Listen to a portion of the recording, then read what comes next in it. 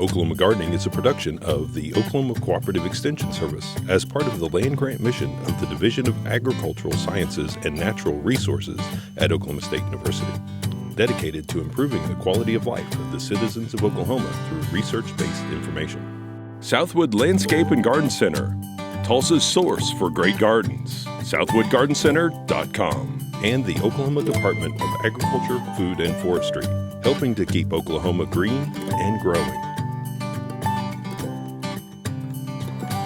We are behind the scenes planning for next season. In the meantime, we hope you enjoy some of our favorite shows from this last year. On today's Best of Oklahoma Gardening, we will be exploring a vegetable field day at the OSU Cimarron Valley Research Station in Perkins, Oklahoma. We'll get an update on Rose Rosette disease and look at research into cabbages and corn. Host Casey Hentges will also go shopping for tomato plants, and Barbara Brown will cook fresh tomato puree.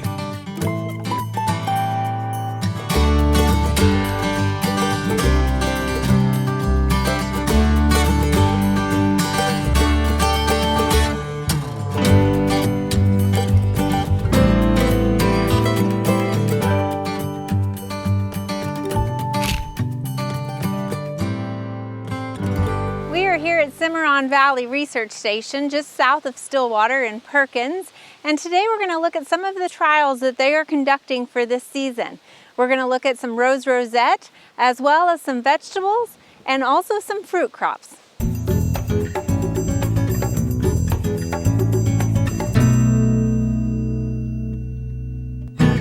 Joining us to give us an update on Rose Rosette disease in Oklahoma is Jen Olson with Plant Pathology. And Jen, we're out here at the Perkins Research Station where you talked last fall about doing some trials and experiments with different cultivars. Can you elaborate on that, please? Sure. So we're standing in the middle of our rose trial. And so these are roses that you can go out and purchase. You may even have them planted in your landscape. And we're trying to evaluate them on whether or not they are susceptible or resistant or tolerant of Rose Rosette disease. How many cultivars did you start with last year? So is total in here right now we have 41 cultivars. We added 6 this spring. And so we'll be evaluating them for at least 1 or 2 more years to see if they develop Rose Rosette, and just in that development if the plant dies from it, or in some cases it may self-prune or just take care of itself. So what were you finding at the end of last year, the first year? So last year, in the fall, in September, we took some infected rose pieces and sort of pushed them into the center of our plants as a method of getting those mites to crawl off that carry the virus. You were intentionally trying to inoculate. Trying to inoculate and get these infected. And in November, we have 144 plants, I think. We have 1 symptomatic plant. And this spring, we're starting to see the disease pop out on lots of different plants. I think that inoculation took. And now that we have it in these plots, it's going to start to spread plant to plant. And so what we find is we often have pockets of disease. This row that we're standing in front of, one plant's symptomatic, the next one's healthy, these 2 are symptomatic, and that'll probably be the pattern that we start to see. And that's kind of what happens in a neighborhood too. Your neighbor might get it, your rose might be healthy. Come next year, your rose might have it. So let's talk about some of the symptoms again. We have one here in front of us. There's different types of symptoms. Often when roses come out in the spring, you may see a red color to the foliage that's normal. And as the plant, as those leaves mature, the red color goes away. And often if it's Rose Rosette, the red color just doesn't go away. And within that discolored area, you often find stunting, distortion. There's what we call a witch's broom, where lots of shoots are coming out from one point. And so identifying that tells you that that plant is infected with Rose Rosette. Now there was talk about being able to prune out some of that disease and potentially save your shrub. So there are trials looking at pruning as a method to remove Rose Rosette that are going on in Tennessee, and they're just finding it's not that effective. The trials aren't complete. it's probably going to be somewhere between 25 to 40% effective. Those numbers may change a little, but it's just not that effective. And unfortunately, what you find is if this rose, if we started to prune it, we already have early symptoms on this other section of the rose, where the leaves are just starting to look a little bit different. They're a little bit more yellow. They're a little bit misshapen compared to a normal rose. So you might prune out what's obvious, but miss these early symptoms. And remember, this is a virus that's transmitted by a mite that we can't see. Yeah, you're not just trying to remove the insect. Right. The virus is already in the plant. Right. And the mites may have already crawled to the other side of the plant. This virus actually goes into the root system, so it can pop out anywhere. Okay. And so for that reason, we don't just recommend pruning. It is recommended to remove and discard that plant, because this is a new rose, younger plant, that it's a replacement that we put in this year, and it's very likely that this is going to just spread to this next plant. So if you take one out, you may want to hold off on replanting and try to treat those mites. The only thing labeled for home gardeners is horticultural oil. And so using that, try to reduce those mite populations and wait and make sure that you don't see it popping up on any other roses in your landscape. Get the disease under control, and then you can focus on replacement. And of course, here with your research, you want the disease to be here because you're trying to find the one that is resistant to it. So, right. And you're not just doing it here in Perkins either. No, we have, Dr. Snelly and I have a trial that's actually in Wichita, Kansas. And then I have trials in Tulsa at the Municipal Rose Garden. That's a really big trial. There's over 1,000 rose plants in one of the terraces there that we're looking at different types of plants for Rose Rosette. So. All right. Well, thank you for sharing this update.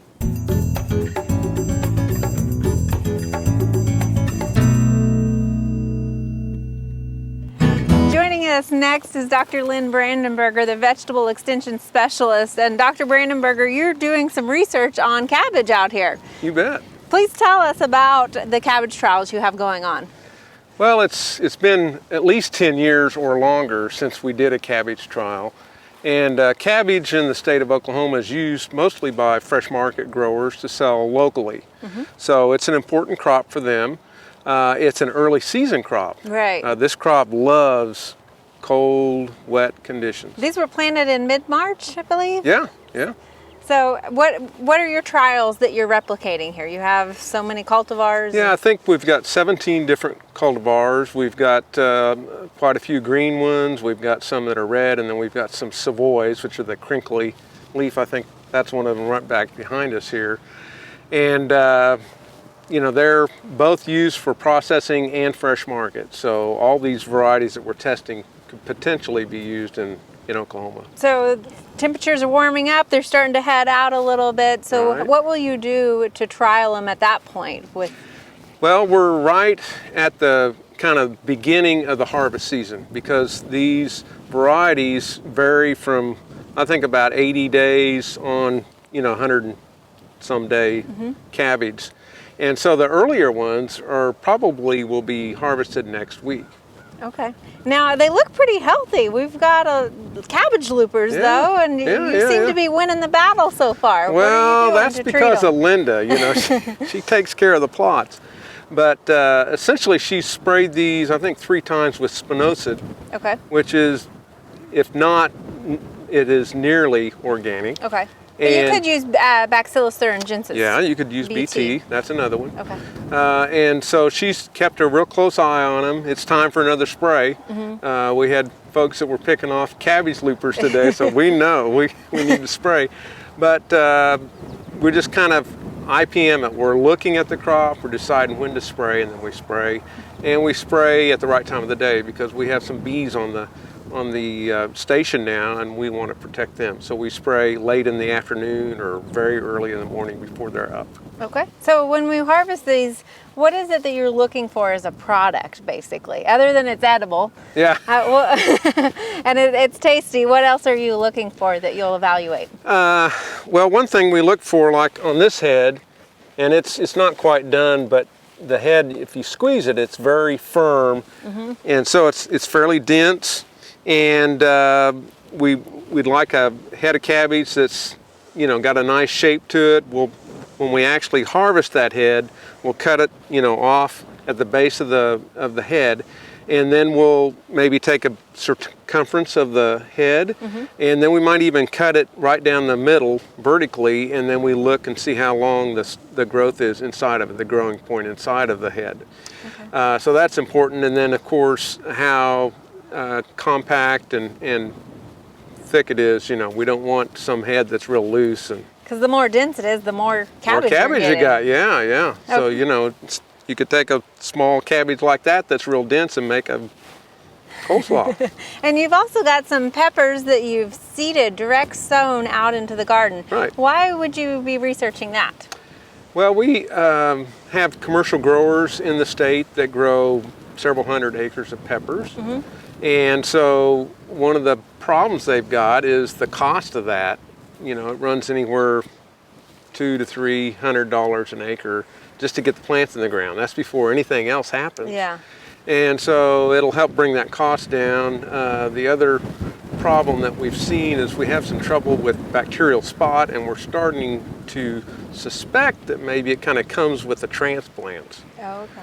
And so it would cut that transplant growing part out of it, and hopefully we might end up with a healthier crop even. So. And that's obviously still early on in that trial, but this is going to be wrapping up pretty soon. Right. So where can viewers find that information when it's available? They can go to our vegetable trial report, and that vegetable trial report is on our department's website. You just go and you go to Hortla, okstate.edu, and then just kind of go from there. Go to the vegetable section and you'll find it. Excellent. Thank you for sharing this research with us. All right. Thank you.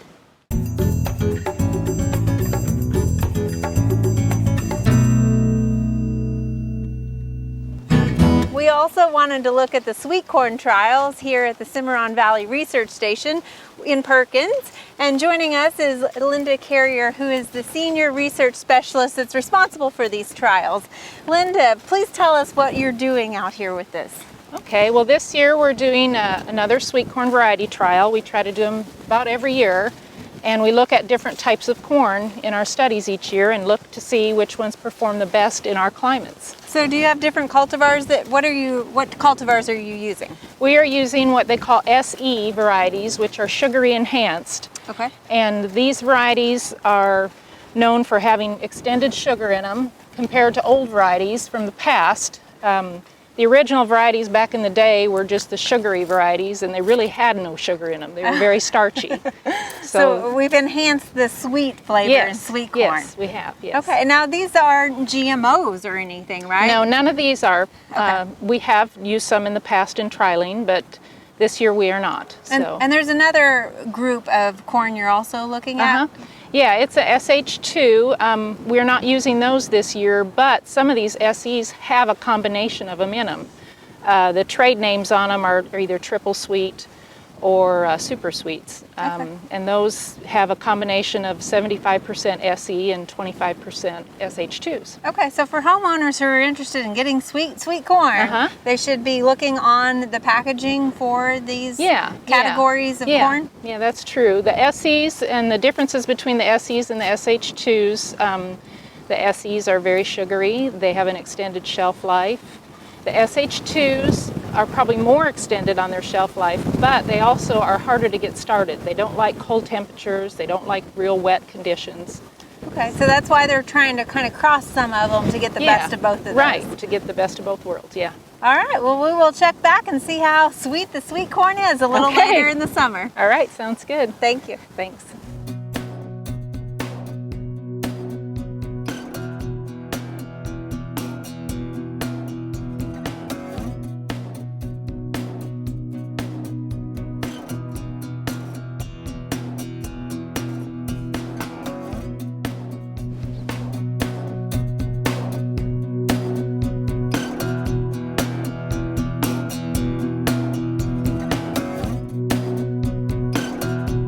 All of this information and more was presented at a field day.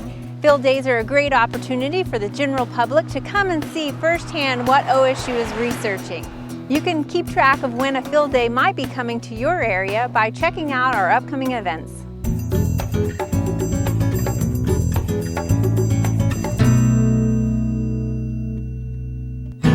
Tomatoes, they're the king of our vegetable garden, and they're something that we can eat year-round, but when we eat one fresh from the garden, we realize the taste is completely different than that from the store-bought.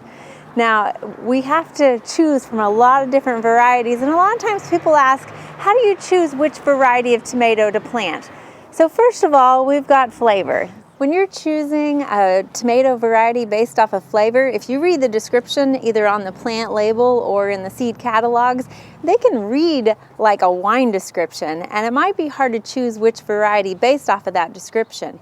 I would encourage you to try a new variety in your garden each year, but if that sounds like a little bit more effort than what you want to do, you might visit a farmer's market where they tend to have a little bit more selection in the tomato varieties that are available to you. And you could sample some of their hard work before you go into growing your own varieties. That's a great way to kind of figure out which might be your favorite tomato. The second thing you want to think about is the function of the plant. Are you looking for one that is going to be a giant slicing tomato, a perfect addition to that hamburger or the sandwich in the summertime? If you are, then one you might want to consider is Brandywine. It's a great tomato that is a nice slicing tomato. We also have beefsteak, which is another large slicing tomato. Now there's another thing you might want to think about if you want a cherry tomato. Some people like to walk through the garden and kind of nibble on some of their produce as they're going through. Sweet 100 is a great option for that, as well as Sun Gold, which is a yellow small cherry tomato. Now keep in mind, when you have more fruit, you're going to have more labor having to pick those off, but they're a nice colorful addition to any summer salad. There are also certain tomato varieties that are better suited if you're going to cook with them. Roma, Milano, and Amish paste are all better if you're going to make a tomato paste or tomato salsa out of these, or tomato sauce. So you might want to look for those varieties if you're planning on cooking with the tomato. The next thing you want to think about is the location in which you're going to plant your tomatoes. If you're in an urban situation and maybe only have a patio garden and looking for something to stay a little bit smaller, you might look for a determinate tomato, and it'll say that on the label, or also known as a bush tomato. Celebrity is a great example of that, and that means that as a determinate tomato, it's only going to grow to a certain height. Now it also means that it'll only produce so much fruit on it as well. Some of your other tomatoes are what are known as indeterminate, and these are going to be more your vining tomatoes. Again, they should say that in the catalog description or on the tag description, whether it is determinate or indeterminate. Now, when you get these that are more of a vining tomato, keep in mind you're going to need to provide them with more structural support and staking to help hold up that plant. But they'll continue to produce all season long for you as long as the environmental conditions are right. The other thing to think about is disease resistance. If you look on the label or again in the plant catalog, it should have some letters and numbers, and that means it has some disease resistance built into the plant. You can see here it says VF1, F2, NT, and that means that it has resistance to verticillium wilt, fusarium wilt, races 1 and 2, nematode wilt, tobacco mosaic virus, alternaria stem canker, as well as gray leaf spot. So this plant is going to be more resistant to diseases that you might encounter. And really the best thing to do with some of those diseases that we face is to be proactive and get a disease-resistant plant. But if you're not concerned about that, then you can go with some of the others that may not have that resistance built in. So why does a store-bought tomato taste so much different than a homegrown tomato? Well, it basically has to do with a lot of these factors that we've discussed. Typically, a commercially grown tomato factors in the disease resistance, also the ability for that produce to be transported long distance, and the aesthetics of that produce when it's sitting in the store. I mean, we all learned at an early age that a tomato is supposed to be red, Or is it? I know some people that would argue some of their best tasting tomatoes aren't red. In fact, they might be striped, orange, yellow, or even green. This season, I'd encourage you to get out into the nursery and try some different varieties of tomatoes, or perhaps check out some of the produce at your local farmer's market.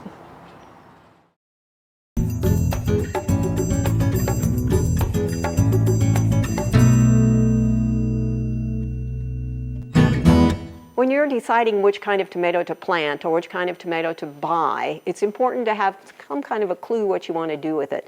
As you can see, these are the ones that I got from the market today. And most of these tomatoes are going to be for slicing.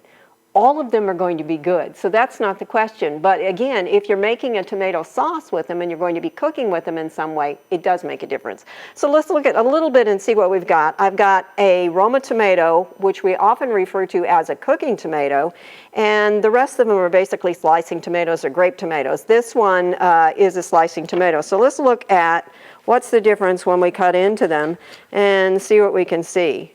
Now, both of them aren't peak of maturity yet. I'd probably have liked to see them on the vine a little bit more. But what you can see here is this one has a lot more liquid in it. You can see more juice, more seeds. This one's got much thicker walls than this one does.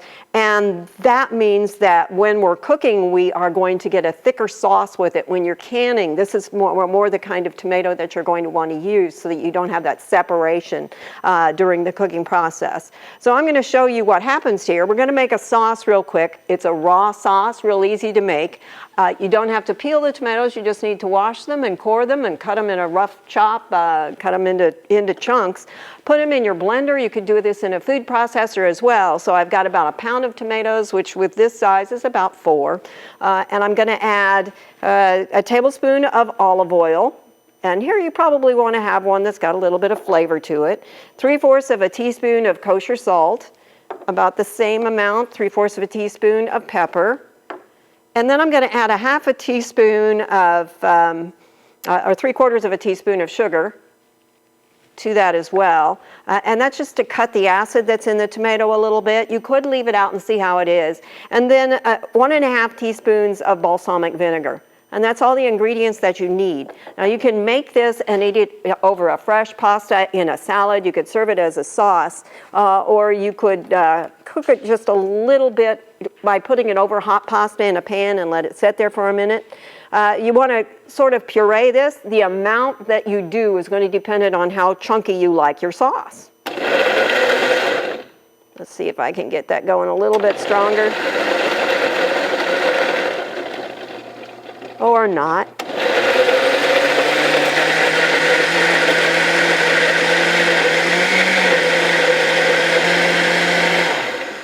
Okay, I think that's good for what we're going to do today. What I have here, as I said, if you were actually going to serve this warm, you'd put it in the pot that you just cooked the macaroni in, put the macaroni back in the pot and pour some of the sauce over it. This makes enough to work with about 4 ounces of pasta. I don't have that amount here, so I'm not going to put all of it over it. This is going to be cold, but it would be equally good if it was nice and hot. Let's put about that much on, and then kind of spread it out. You would toss it together in the pot if you were actually working with it hot, so all of the pasta would be coated. How this tastes is going to be totally dependent on how ripe those tomatoes were. So this is the kind of thing you do during the peak of season. But let's look a little bit further and see what happens. I made the same sauce 2 ways. What you can see here is this is the one that I made with a cooking tomato. We have some of the liquid coming off, but basically it's still more mounded. What we have here is one that's made from a slicing tomato. A lot more water has come off of this. It's still flavored, it's still good, but the sauce is going to be much thinner. So depending on what you're going to do or what your goal is, you may want to choose one over the other. It's that easy. For Oklahoma Gardening, this is Barbara Brown.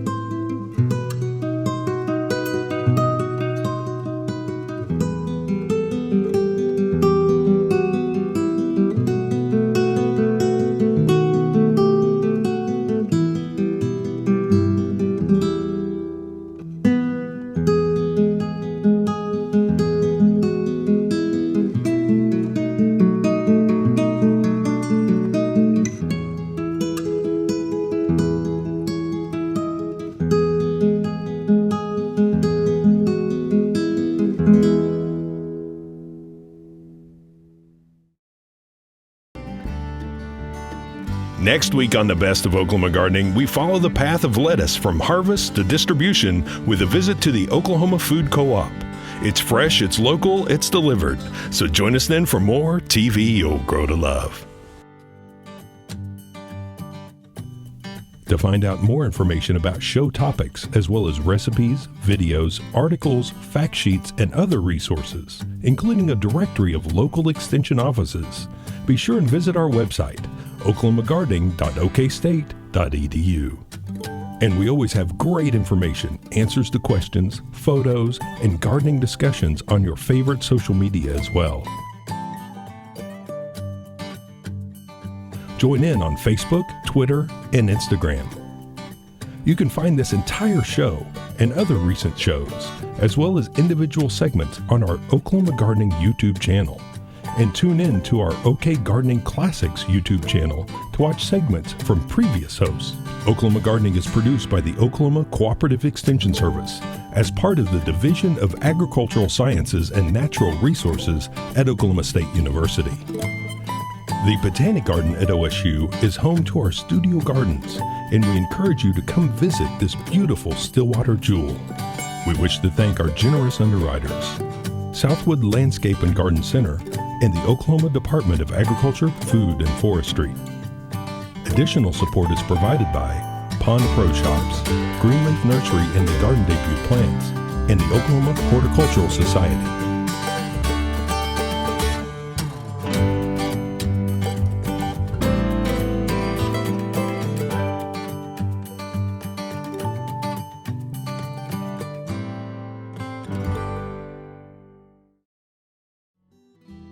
We hope you enjoyed this video. It's part of our Oklahoma Gardening YouTube channel.